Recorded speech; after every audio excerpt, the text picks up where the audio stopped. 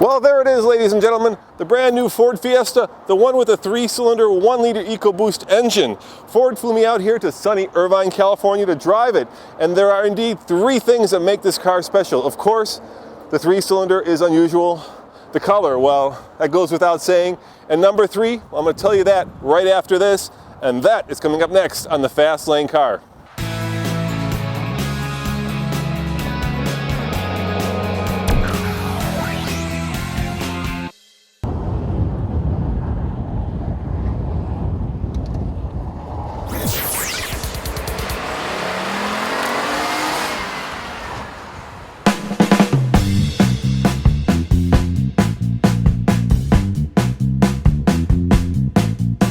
So here's what I think makes this car so special.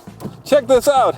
Yes, do you remember what that is? It's a manual transmission. In this case, a 5-speed manual.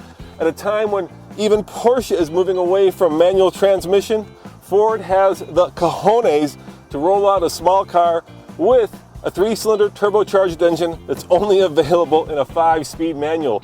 And in my book, that is way cool and way fun.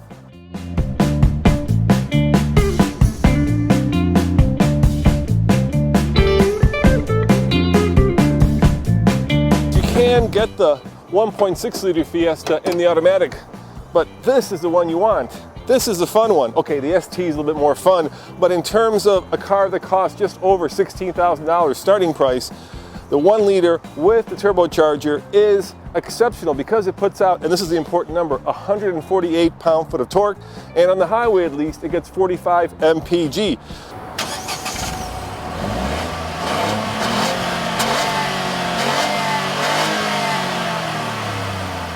Ford calls this engine tiny but mighty. So the question is it tiny but mighty?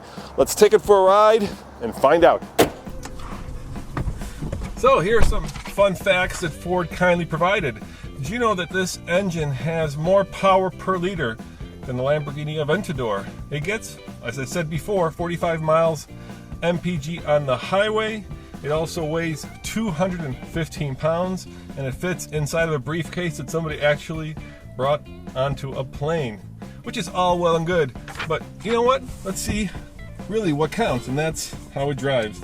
So let's start this guy up.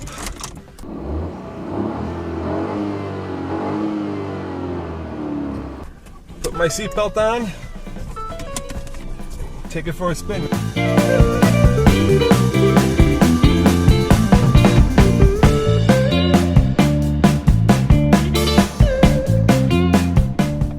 Alright, there are a few minor niggles that I found driving this car in Irvine. First and foremost, this stick shift, while it's fun and engaging to drive, it's a little bit notchy. I'd like it to be just a little bit more precise, a little bit shorter throws, so I can make the best use of this perky little engine. Europeans have had 3 cylinders for a long time, but here in America it's very unusual, and one of the reasons, I guess, is because obviously we've always had big cars, so 3 cylinders absolutely powerful enough. The other issue with 3 cylinders is balancing it. How did you solve that problem? So it doesn't shake, it doesn't vibrate the car. So I think what you are going to see in the industry is a lot more 3 cylinders coming through because of the great fuel efficiency, and now with the EcoBoost technology you can also get the performance. But on the balancing, so typically in a 3-cylinder there is an outer balance which would rock the engine, yes, and could go through to the customer. Typically that's counteracted by a balance shaft. We didn't want to put a balance shaft in because that's more weight, it's more friction, it's cost to the customer. So we came up with an innovative solution. We put some outer balance on the front hub here. You can maybe see it here, yep, and also on the flywheel. So we moved that out of balance from the vertical motion to a lateral motion, and the engine mounts are designed to accommodate that lateral movement, which is more difficult to do in the vertical movement. So we saved on cost, saved on weight, better fuel economy, and resolved that, what you would recognise is a historic issue for a 3-cylinder.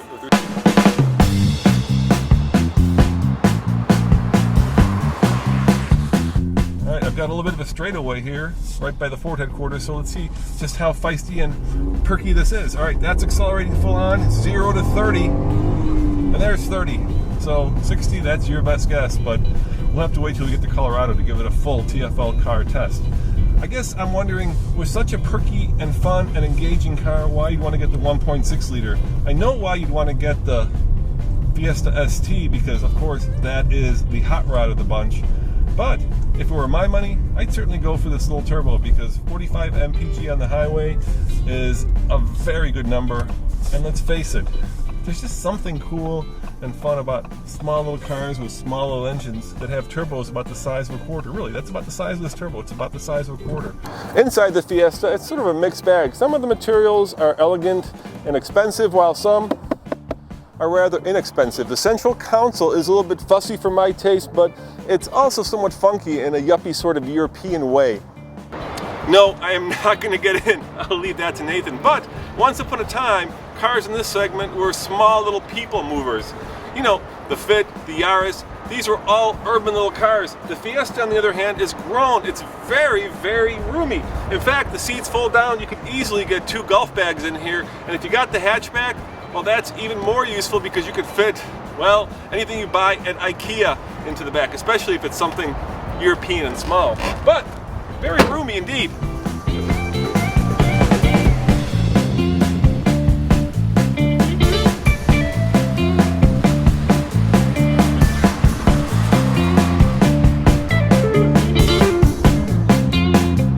Here's the thing about test driving cars in Irvine: you don't much drive them as you do sit around at stop signs waiting for the light to turn green. So we need to get our grubby little hands on this in Colorado and take it up into the mountains so we can really see how the chassis is sorted, how the front wheels do with that almost 150 pound-foot of torque, and how this car handles it when the road goes twisty and the stoplights are green, or at least non-existent, which is even better.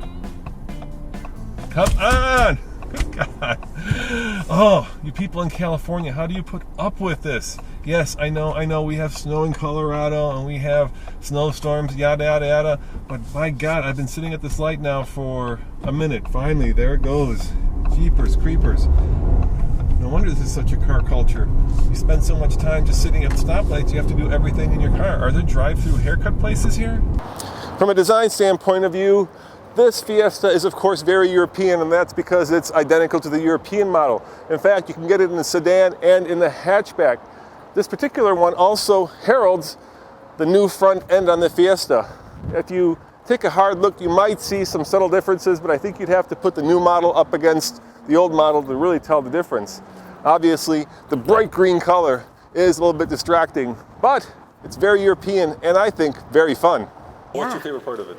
I think especially with this vehicle, with the 1 liter EcoBoost, it's both an increase in performance as well as an increase in fuel efficiency, which you normally wouldn't think you would get both, but the EcoBoost technology in the Fiesta gives you both. So it's a super fun car to drive, but it gets you great gas mileage. What will the starting price be? So for this model, equipped is $16,740. So for less than $17,000, you can get 45 miles per gallon. And when will it be available, or is it available? It's available now in dealers. You can go test drive one if you're interested. Absolutely.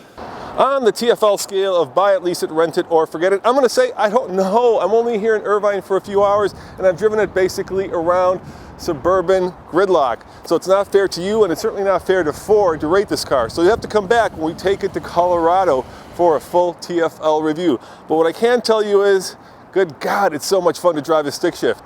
You have so much more control and it's so much more engaging. So as always, this is Roman reporting for the Fast Lane Car. Thanks for watching, and check out tflcar.com for more news, views, and reviews. Ciao.